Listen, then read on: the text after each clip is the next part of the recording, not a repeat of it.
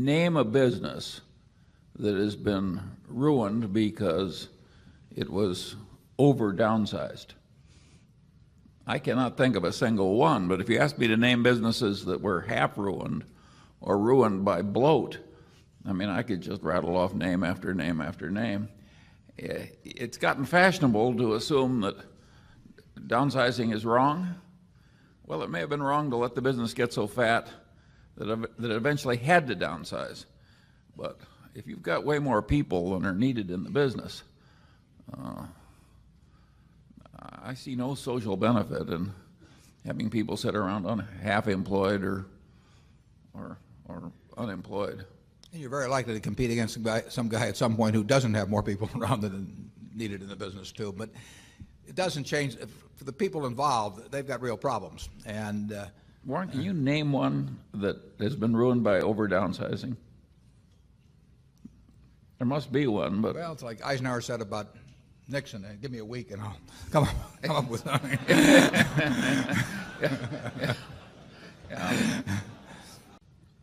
Historically, every industry at all times is interested in downsizing or becoming more efficient. Now, if the industry is growing, you can achieve efficiency by doing more work or turning out more output with the same people. But if you go back 150 years and look at the percentage of people in farming, for example, farming has downsized from being a very appreciable percentage of the American workforce to a very small percentage, and essentially that's released people to do other things. So it's in the interests of society to get as much output in anything as it can per unit of labor input. It's very difficult on the individual involved, and it's no fun. I guess it's no fun being a horse when the tractor comes along, or a blacksmith, and when the car comes along. But so I don't quarrel with the activities. I quarrel sometimes with how it's done, and I do think there's been a certain lack of, in certain cases, some empathy or sensitivity in terms of the way it's being done. You should try to make in cases some empathy or sensitivity in terms of the way it's being done. You should try to make that will require us off people over time, because we hope that physical output grows and that we become more productive and can keep the same number of people to get greater output. Dexter Shoe has done a great job of that over time. They've become more and more productive, but they've sold more shoes instead of selling the same number of shoes and letting people go. But sometimes industry trends, I mean, at World Book we have fewer people than we had a year or two ago, and we don't have any answer to that. Over time we got out of the textile business. I wish we didn't have to, but we did not know how to run a textile company in New England and compete effectively. Like I say, I love avoiding those businesses, and to the extent we can, we will. I mean, Geico is going to add people over time, and I think Berkshire Hathaway is going to add people over time. But but it is in the interests of society to do jobs more effectively. It's also in the interest of society, it seems to me, to take care in some way of the people that are affected by that activity. And either in some cases it may be retraining, but in other cases, it doesn't work so well if you're 55 years old and you've been working in a textile mill all your life, and all of a sudden the guy that runs the place can't make any money out of selling your output. I mean, that's not the fellow's fault that's been working in the textile mill for 30 years. So there's a balance in that. I think that the attention that's come about lately, I think there's, to some degree, it was a media fad based on some particularly dramatic examples at a couple of companies. I don't think there is more displacement going on now as a percentage of the labor force annually than there was 10 years ago in terms of reconstituting what people do. But it's gotten a lot of attention lately. There could be a backlash on that in terms of corporate tax rates or a number of things, and we might feel it in that direction. We want at Berkshire to do everything as efficiently as we can. Part of that, in a big way, is not taking on a lot of people we don't need. A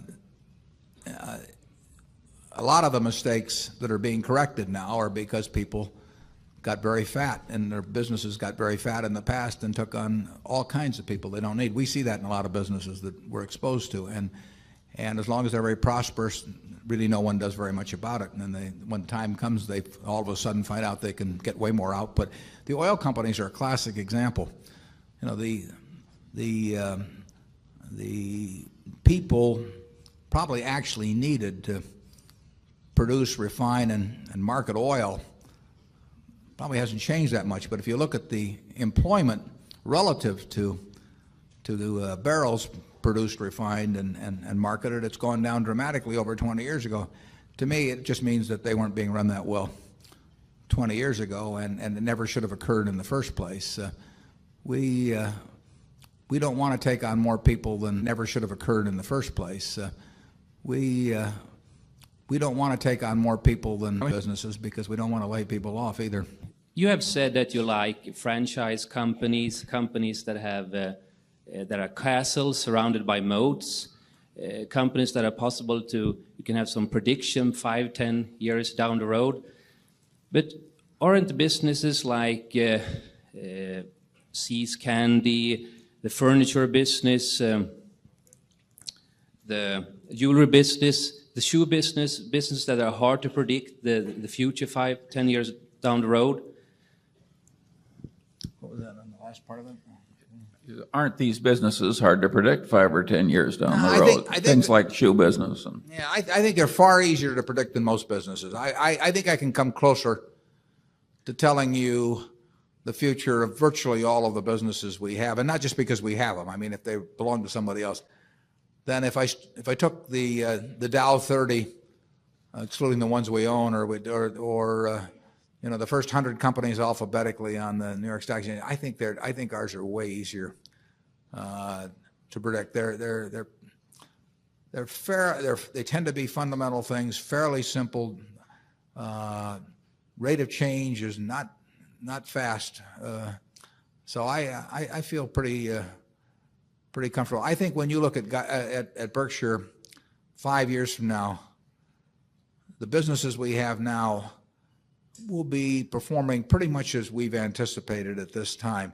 I hope there are some new ones, and I hope they're big ones, but I don't think that we'll have had lots of surprises in the present one. My guess is we'll have had one surprise. I don't know what it'll be, but I mean, you know, that happens in life, but there won't be a series of them. Whereas if we were to buy, we owned a base metals business or many retailing businesses I can think of, or an auto business, I'm not sure I'd know where we would stand in the competitive pecking order 5 or 10 years from now.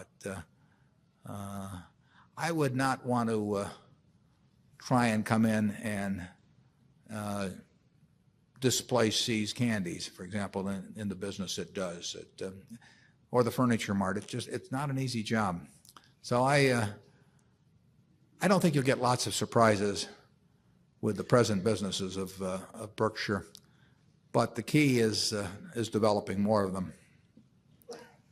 Zone 4. And then, too, I think that Wall Street generally has more envy, jealousy effects than are typically present elsewhere. I have a friend whose grandmother used to say that she couldn't understand why people got into envy, jealousy, because it was the only one of the sins that you could never possibly have any fun at.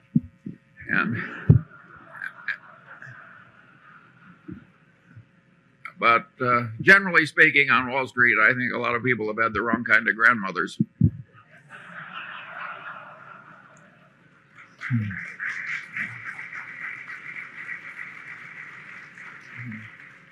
Yeah, I've commented from time to time that what's his name, Robin Leach has it all wrong on lifestyles of the rich and famous because he's presenting all these wonderful things that will happen to you if you get rich, but they really aren't all that wonderful, these fancy houses and boats and all that. That the real advantage of being rich, as I explain to people, is that it enables you to hate so effectively. That if you're terribly rich, you know, but your brother or whatever, whomever, cousin or somebody is getting a little more attention in the world or something of the sort.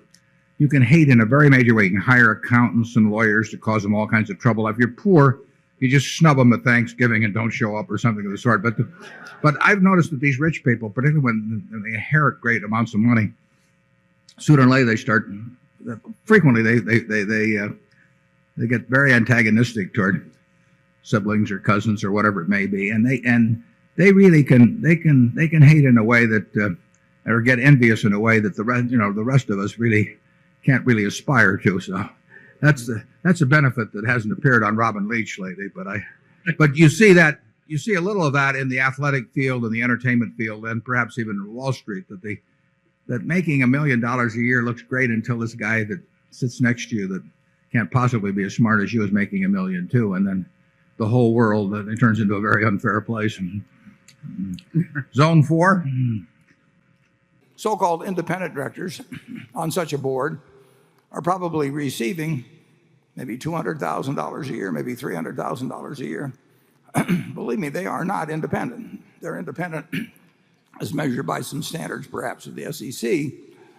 But they, how would you feel about having a job that required you to go to work 4 or 6 times a year, pleasant company, certain amount of prestige attached with it, and on top of it you get paid maybe $300,000 a year, and you kind of hope to get another job like that? That is not independence. So you get a group coming in like that from the comp committee. And in those 19 boards, I was put on the comp committee exactly once. Charlie might be able to tell you exactly what the result was that time. They do not look for Dobermans. They look for Cocker Spaniels, and then they make sure that the tails are wagging. But that is, don't condemn it too much, because you and I are doing similar things in other parts of our lives. The social dynamics are important in board actions. My son Howard, in fact, my other 2 children as well, if they were involved, they would have a dedication, and do have a dedication, to the culture of Berkshire, which is clearly defined. It's one of the reasons I want it clearly defined, and it's reinforced by the behavior, and it's reinforced by results. And incidentally, their job would not be to set the compensation. The non-executive board chairman is not there to select the compensation of the CEO or others. He's not there to select the CEO. He is there to facilitate a change if the board of directors decides a change is needed, and that can be important. Very, very, very unlikely to be important in the case of Berkshire, but it's a nice little extra safety valve. And Howie's the perfect guy to carry that out. And like I say, I voted for comp plans at various places, including way back, at Coke, that were far from what I would have designed myself, and the ones I designed myself would have worked. But that is the way boards work. I was made chairman of one comp committee, and Charlie can tell you a little bit about that. Yeah. Warren was totally voted down at Solomon Inc. In fact, people acted like, what the hell is he doing? How could he be disapproving compensation on Wall Street? And I think the general idea that a person should just shout disapproval all day long of everything he disapproves of is very suspect. In the world in which we inhabit, people accomplish more if they pick their spots.